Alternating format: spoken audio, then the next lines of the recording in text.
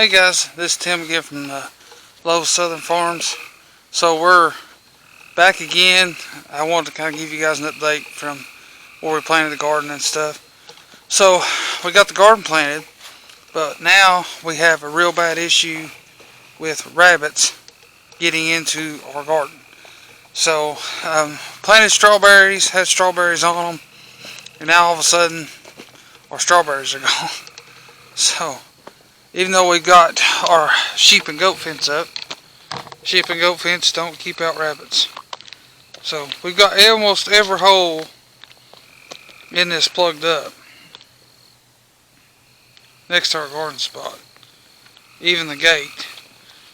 As you can see, what we've done is we put up about a foot high fence in order to keep the rabbits out. And we're nowhere near done with this.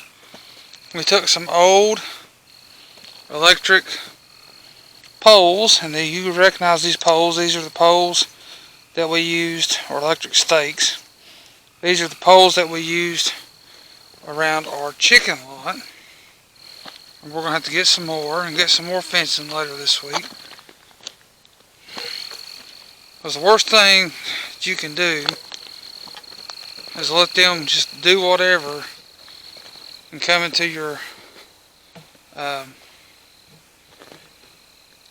garden and eat everything. So as you can tell, Frost has got those already. So we're hoping those grow back. Some of our these are our cucumbers. Some of our cucumbers have made it, but some are kind of going south on us. So hoping to kind of remedy that. Hopefully they'll come back. Don't know if they will or not. So just have to wait and see on that. If they don't, we'll go get a couple more plants and plant those. We probably actually planted a little too early. Hopefully we can get to the point. Sit down here for just a second. Oh, I missed you guys. So hopefully we can get to the point to where we don't have the issue. So we planted probably around, I want to say, the end of April. And here in East Tennessee, you still have some cold spells during the end of April. A lot of your grasses and stuff like that are growing, so it makes it good for when you're going to get animals and stuff like we've got.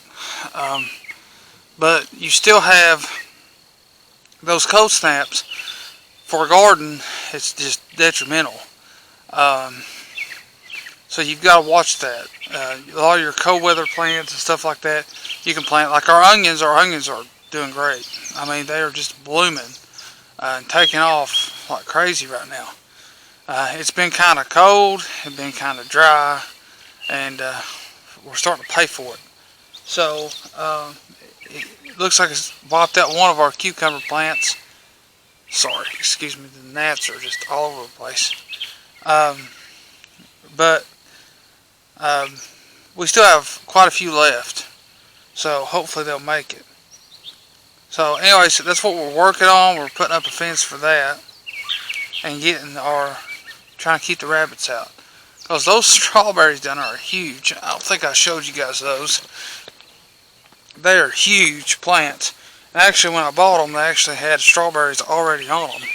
It didn't take long for the rabbits and everything else to find them. Just something for, if you're starting out and you want to plant a garden, something for you to keep in mind.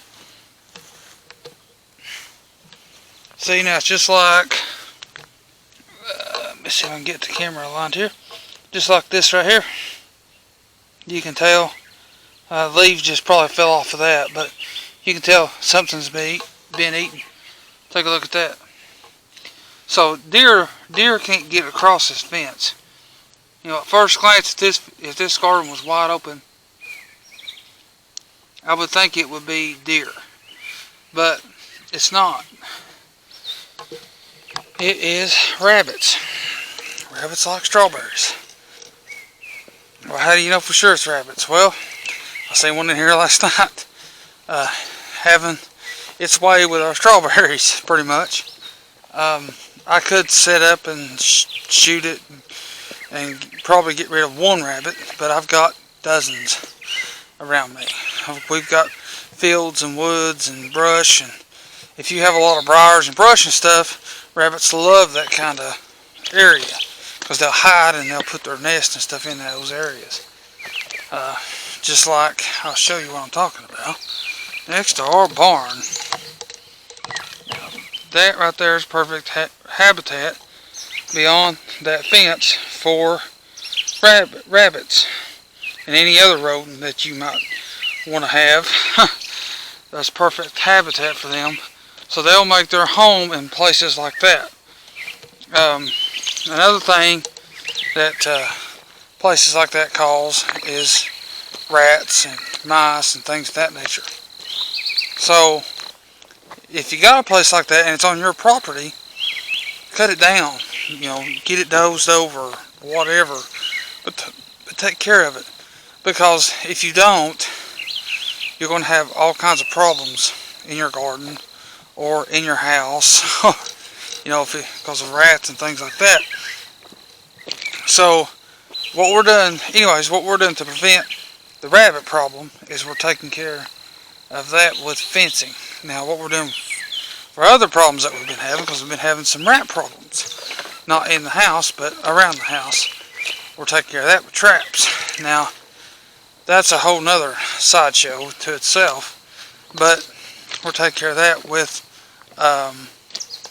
traps and things of that nature. So, and plus, just trying to get to the point before we can clean some of this stuff up, so that we have around our house and in our barn and things like that.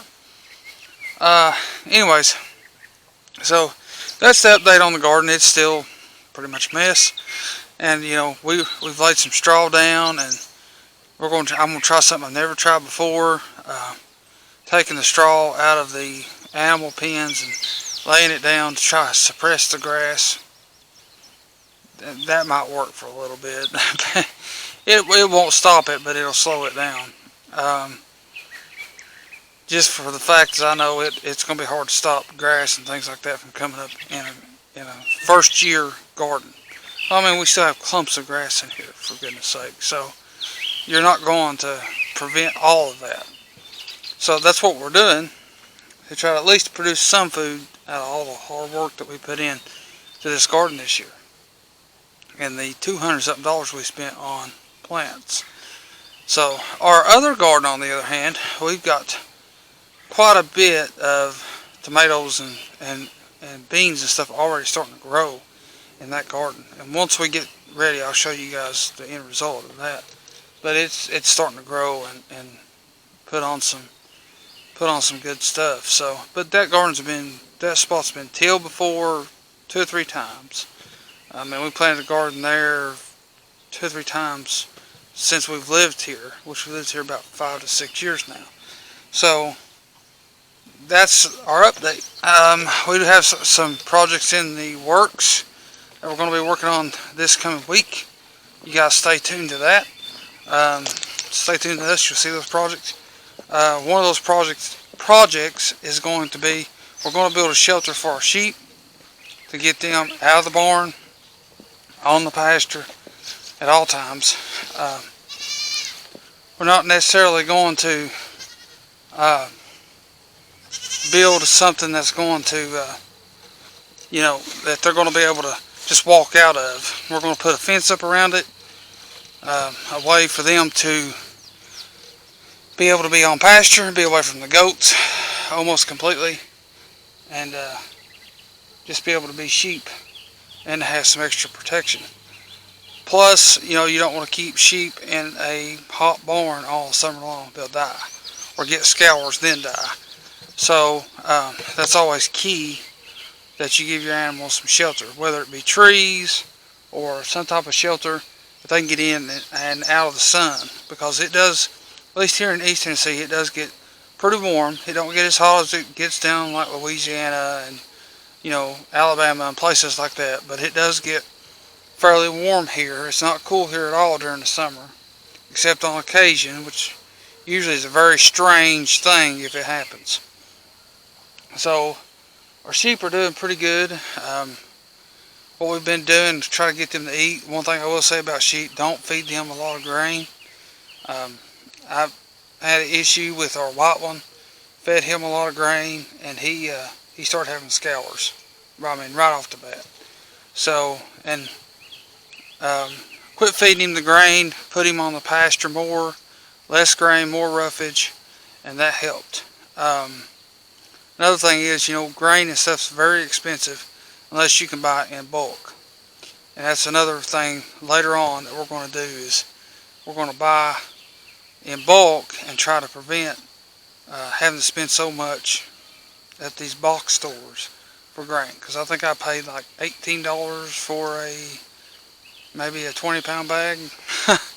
And these sheep will go through that in a matter, if you don't feed them any roughage at all, keep them full, they'll go through that in a hurry. So, it's very key, if you have an operation or you want to start an operation, like we're trying to do, we're trying to get to the point to where this will be our full-time job, essentially, then you've got to start thinking outside the box. And it does take, the days of being a farmer and just raising sheep or whatever, making your living off of that, no problem, without thinking things through, that's over. A lot of people have a misconception of farmers and ranchers and things, that they're not, business minded or anything like that. But that's a very misconceptional way to put them in a box. Me personally, I do design stuff on the side, as my full-time job. Designing rubber molds and stuff like that, like I told you guys. But, and taking care of the place that I work at, trying to repair all the molds and things like that. But, to think that you don't have to think things through and you can slap up a fence and just start making money, that's crazy. Because one thing about farming, and I didn't mean for this to turn into like a show on finances, but one thing about farming is, one thing you got to remember, you're going to spend a ton of money starting out, especially if you want to own the property. Been watching a lot of videos on YouTube on that. We are probably going to lean more towards leasing. Maybe buy some acreage at some point, more acreage, and maybe even sell this at some point. Buy some more acreage and take our fences with us and grow it from there, and then start leasing, or maybe we'll lease first. Who knows? We'll see how it goes. But anyways, to think that you don't have to have a business plan as a farmer and stuff, you're kind of kidding yourself. To think that you just go out, I'm just going to go out and buy chickens and I'm just going to do eggs, let's say. I mean, I've looked into that myself. Eggs are in such a tight margin that you've really got to have your game plan together in order to make your money back. In order for you to get your money back I've looked it up. Just for your layers and stuff like that you get, let's say you go to a hatchery, and I ain't going to mention no hatchery names on my channel, but we looked at a few. They do offer deals for if you buy over 100 birds and stuff. But let's say you want to do a hatchery, and not do a hatchery, but let's say you want to order from a hatchery. You're going to spend probably close to about $300 to $350 on your birds to start out. Let's say you sell them for $1 a dozen. To get a dozen of eggs, normally a bird will lay 1 egg a day. That's 350 eggs a year, or 365 eggs a year, sorry. If the birds are kept warm. Normally, a bird will quit laying close to around November, depending on what climate you're in. So, you've got to take that into account. And, a lot of people, when they look at our food system in America and stuff, yeah, there's a lot of things wrong with it. I will totally agree.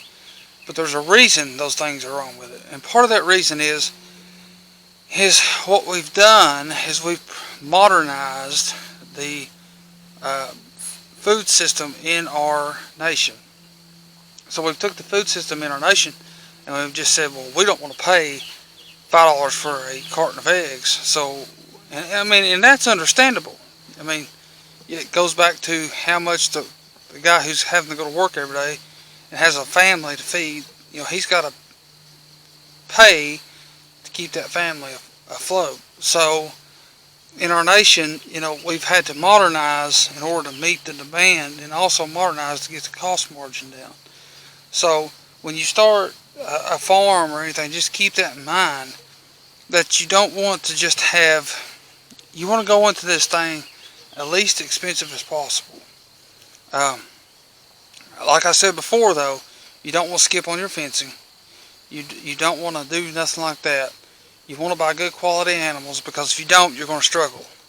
And you're going to spend just as much, for an example, you're going to spend just as much on trying to keep that bad animal alive, or that animal that was come onto your farm sick, as if you would have just went ahead and spent the money to begin with and got something good.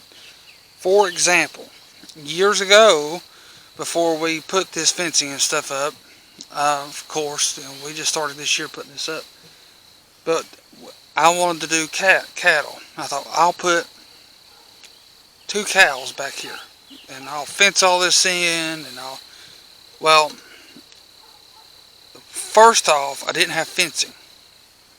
I thought, I can use electric wire. You all the time see guys on TV using electric wire, and that works. Don't misunderstand me. That does work. It's a deterrent. But most of those guys have a perimeter fence around their property too, to keep their cattle in. So I didn't have a whole lot of money at the time. I had a tractor, and I thought, well, not the tractor I have now. I have one I paid $1,500 for. And I went and I bought a cow. I'll pay $250 for this cow. And, it was a bottle fed calf. And I thought, well, I'll do that and get him, and then I'll get a girl, and we'll start making money. I paid $250 for that cow. By the time it was said and done, I probably spent just as much on the medicine to try to keep him alive. And if you take into account the time that my wife spent bottle feeding him every day and trying to keep him alive, I probably could have went and bought one weaned. You pay, at the time, I could go get a heifer for $600. I talked to guys around here that raise cattle, and they said they would sell me one for $600. And I thought, man, that's too high. So take my advice. If you don't know what you're doing, it's okay to start out with low grade animals, but you're going to work yourself to death. You're probably better off to do like we're doing now and get sheep and get goats. They're a lot easier to deal with. But just some of the things to keep in mind, it's a lot easier to deal with them than it will be a 3,000 pound cow. If we would have been successful at our little venture at the time, which we had a couple different fails in that venture, and I'll tell you what it was. First off, we only had electric fencing. Number one fail. So the poles I showed you earlier is what we were going to try to use to keep him in. Okay, so that was just plain stupid on my part. So that's what we were going to try to use at first to keep him in. I'm not saying we would have stayed with that. We wouldn't have. But that's what we were going to try to use at first. Second problem, barn was not finished at the time. So I had no place for him to stay out of the sun. I thought, I'll get him. Here's what I was thinking. I'll get him. I'll build something for him. Never do that. Never do that. Take my advice. If you're going to get animals, get your infrastructure done first. get your fencing done, get your watering systems planned, figure out where you're going to put them, figure out how you're going to graze them. If you can, get some medicine if you think you're going to need to, or know where to get the medicine.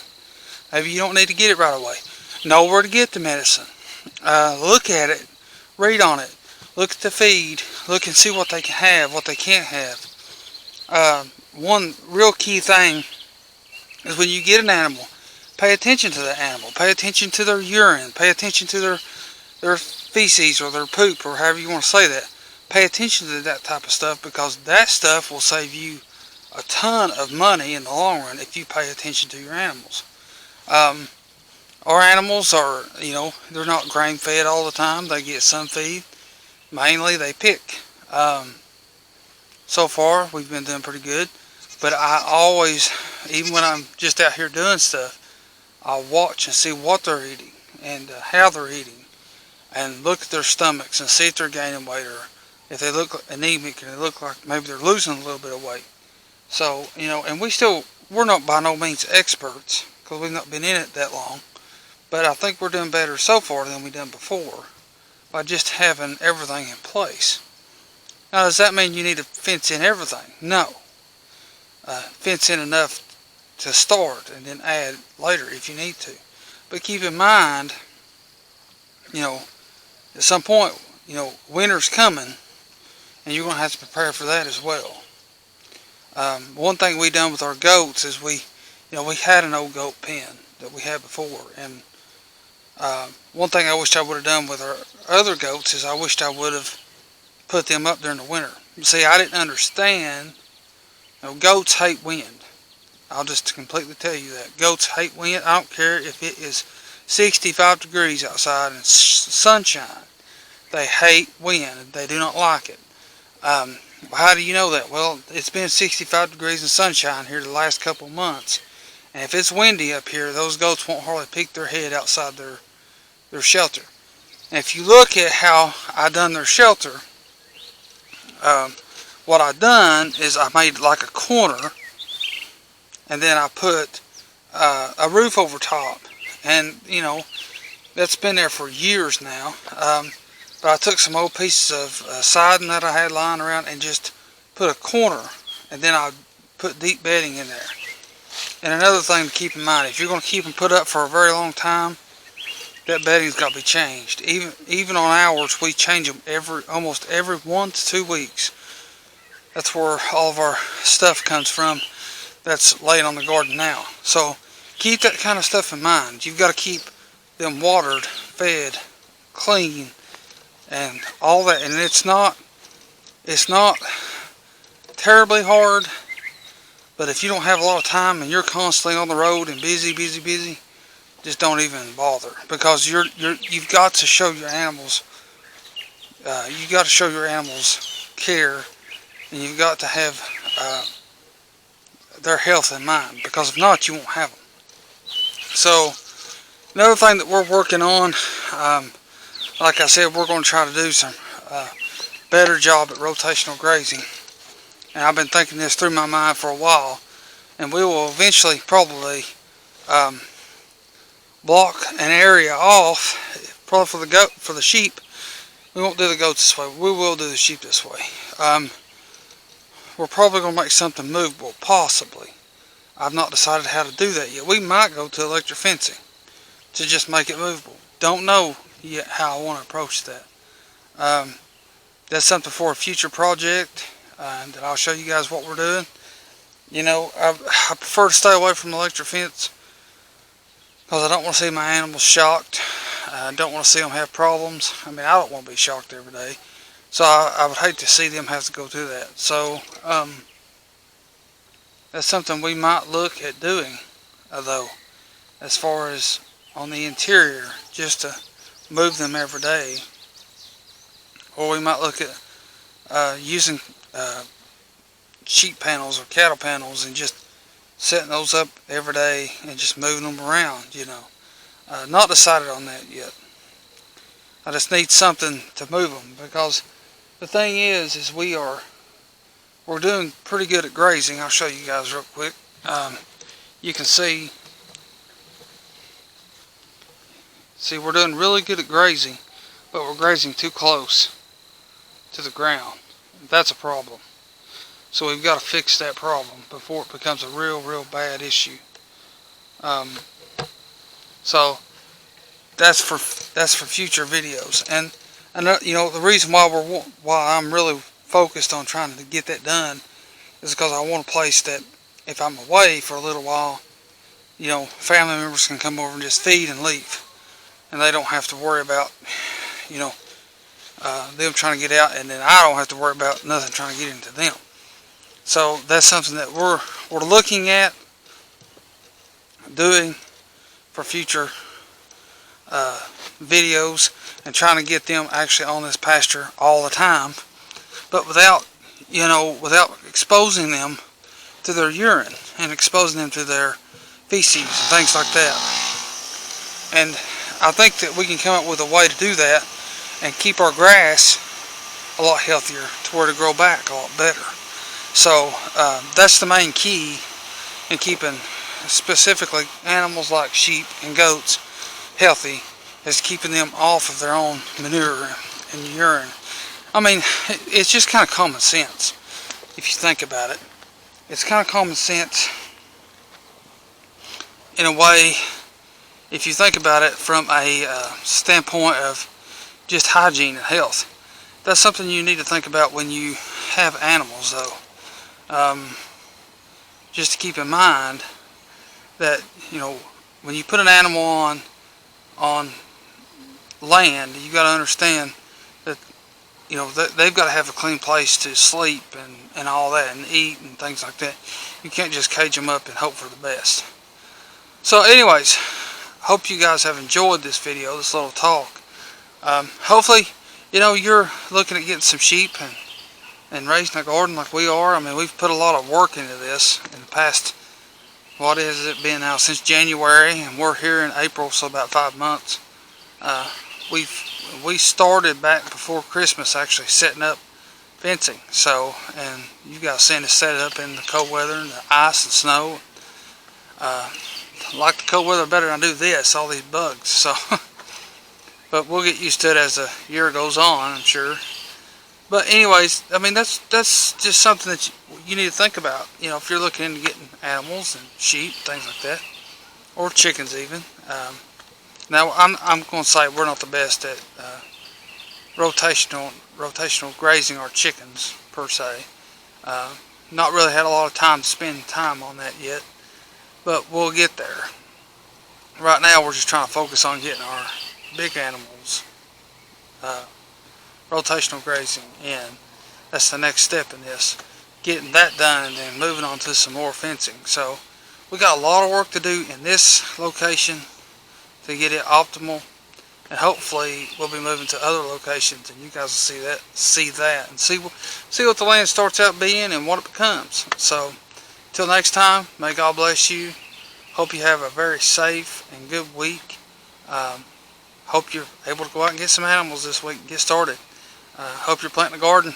But anyways, you guys have a good week. You guys have a good holiday coming up. We got Labor Day coming up, and hope you have a good one. No, sorry, Memorial Day.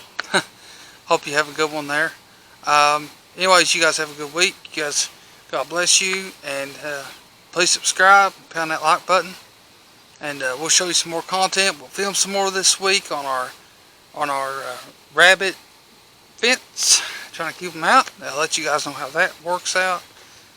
We'll see if we got any more strawberries that's been ate down, any more attacks from the rabbits, and then we'll let you guys know how that works out. So God bless you. We'll see you. Bye bye.